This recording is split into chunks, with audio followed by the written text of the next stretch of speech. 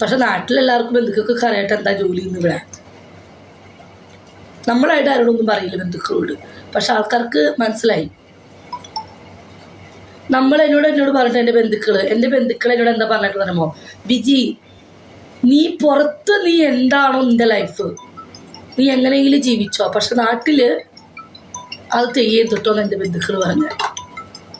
പുറത്ത് നീ ബോയ് ഫ്രണ്ടിനെ വെക്കുകയെ ഒരുത്തൻ്റെ കൂടെ കിടക്കുകയെ ഒരുത്തൻ്റെ കൂടെ എങ്ങനെയും ചെയ്ത് ജീവിക്കുന്നത് നിൻ്റെ മക്കളെ നോക്കുന്നു, അതും ഓക്കെ. പക്ഷെ നാട്ടിൽ അത് നീ ചെയ്യരുതിട്ടോന്നാണ് എൻ്റെ ബന്ധുക്കൾ പറഞ്ഞു നിൽക്കുന്നത്. മനസ്സിലായോ? തടി കുറഞ്ഞ് എൻ്റെ എല്ലാ കസിൻസും എന്നോട് അങ്ങനെ പറഞ്ഞാണ്. പുറത്ത് നീ എന്താണോ എങ്ങനെയാണോ അത് നിൻ്റെ ലൈഫ്. നീ ഹലോ യെസ് തിരിച്ചെത്തി. ഇല്ല എനിക്ക് ശരിക്കും മനസ്സിലായില്ല സൗണ്ട് ഇട്ടിട്ടായിരുന്നു വന്നിട്ടുണ്ട് ഈ മുന്നേ.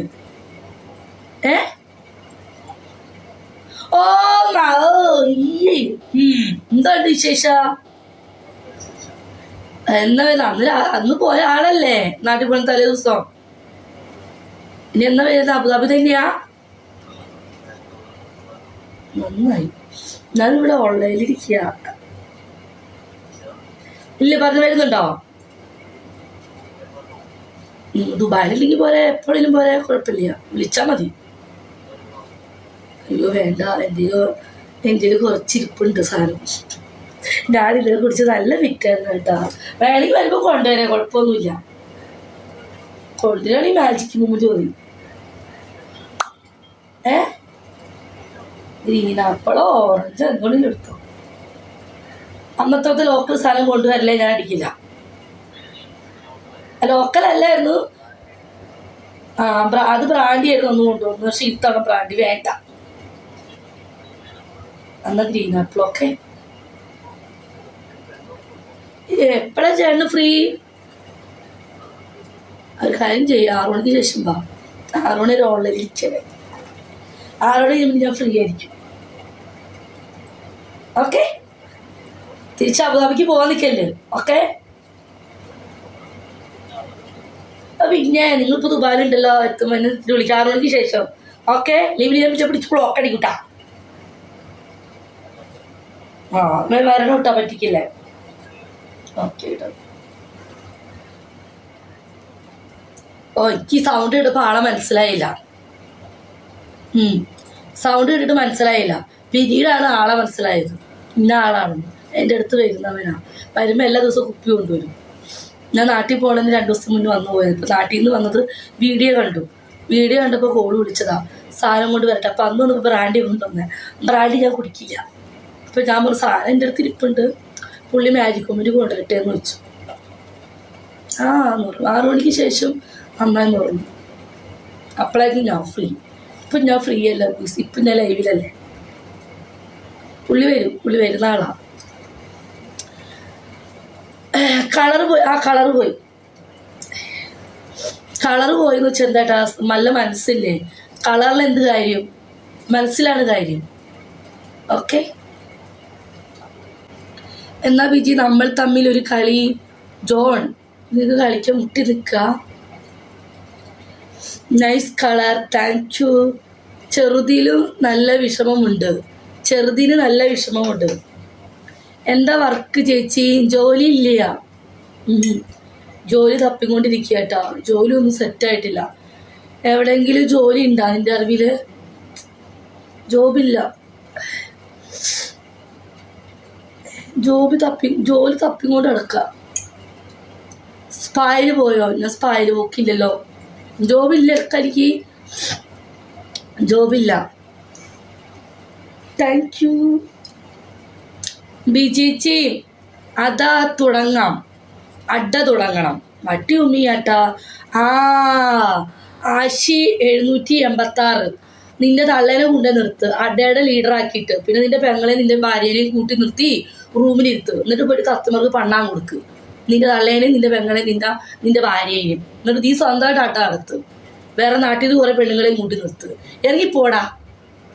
അഡ അടുത്താന്ന് ആടെ കിങ് ഓഫ് അജ്മല. അതിനെ പറഞ്ഞ അവൻ്റെ തള്ളേനെ ഏജൻ്റായിട്ട് നിർത്തുക. നീ ഏജൻറ്റ് നിന്റെ തള്ളയെ നിന്റെ പെണ്ണുമ്പിള്ളെ നിന്റെ പെങ്ങളെ റൂം എടുത്ത് പണ്ണാൻ കൊടുക്കുകയാണ് നിനക്ക് വിളിച്ചു വരുത്തി ഫോട്ടോസ് സെൻഡാക്കി കൊടുക്കുക വാട്സപ്പിൽ. അതാണ് നിനക്ക് പറ്റിയ തൊഴിൽ. എനിക്ക് അട്ടപരിപാടിയല്ല കേട്ടോ. ഞാനോ നീയല്ലടാ ഇവിടെ ഒരു വേട്ടാവളിയിൽ വിട്ട കമന്റിന് ഉത്തരം കൊടുത്ത. നിന്നെ പേര് വിളിച്ചത് എൻ്റെ അച്ഛനെ. തൽക്കാലം വിജിക്ക് ആ പരിപാടി ഇല്ല. വിജിക്ക് അട്ട അടുത്തല്ലെങ്കിൽ ഇഷ്ടംപോലെ പെണ്ണുങ്ങളെ നാട്ടിൽ നിന്ന് കൊണ്ടുവരാം. എനിക്ക് ആ പരിപാടി ഇല്ല. എന്തിനാടോ പോലെ എൻ്റെ ശരീരവും പോയി കണ്ണി കണ്ട പെണ്ണുങ്ങളുടെ ശരീരം വിൽപ്പിക്കണോ? എനിക്ക് അവരെ ഇറച്ചി അവരെ മാംസങ്ങൾ വിറ്റ് എനിക്ക് തിന്നേണ്ട ആവശ്യമില്ല. മക്കളെ പോറ്റേണ്ട ആവശ്യം എനിക്കില്ല. ഓക്കെ. കണ്ണി ഈ നാട്ടിൽ കുറേ പാവപ്പിടിച്ച പെണ്ണുങ്ങളെയൊക്കെ വിളിച്ചു വരുത്തി കൊണ്ടുവന്ന് അവരെ ശരീരം കൂട്ടി കൊടുത്ത് ജീവിച്ചിട്ട് എനിക്ക് അവരാ ഒരു ഇത് എനിക്ക് എൻ്റെ മക്കൾക്ക് ഞാൻ കൊടുക്കാറില്ല. എനിക്ക് അതിനോട് താല്പര്യമില്ല. ഞാൻ വിചാരിച്ചു എന്നെയാണെന്ന്. തൊമ്പി ഇന്ന് ഗെയിം കളിക്കാട്ടോ വൈകിട്ട്. പക്ഷെ നേരത്തെ വരണം.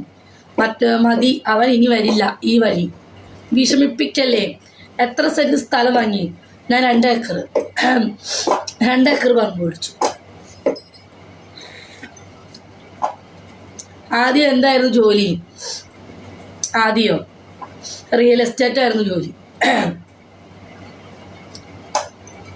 5 ഏക്കർ.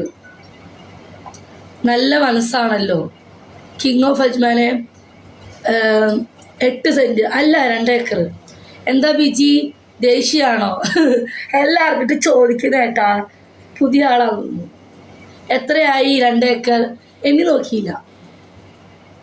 റിയൽ എസ്റ്റേറ്റ് ജോലി എവിടെ കേട്ടിട്ടുണ്ടല്ലോ. സുധിത്തമ്പിക്ക് മാത്രമൊന്നുമല്ല റിയൽ എസ്റ്റേറ്റ്. സുധിത്തമ്പിക്ക് എന്താ പറയുക, ഇങ്ങനെ റിയൽ എസ്റ്റേറ്റ് ചെറിയ ചെറിയ റിയൽ എസ്റ്റേറ്റ് കൊണ്ടു കൊടുക്കുന്നു. മീൻസ് വലിയ വലിയ പണക്കാർക്ക് മാത്രം റിയൽ എസ്റ്റേറ്റ് പരിചയപ്പെടുത്തി കൊടുക്കുന്നു. ബിജിക്ക് അങ്ങനെ ഒന്നുമില്ല. ബിജിക്ക് ഓപ്പൺ ആയിട്ടുള്ള റിയൽ എസ്റ്റേറ്റ് കാണിച്ചു കൊടുക്കുന്നു.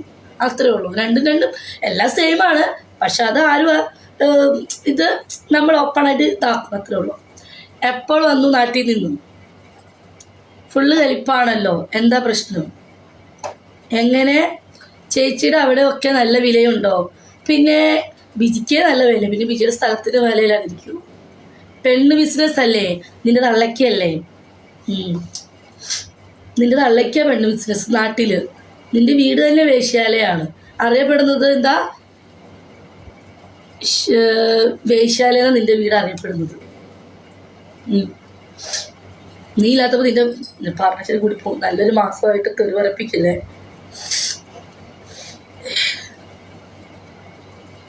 മതി വിട്ടുകളാ.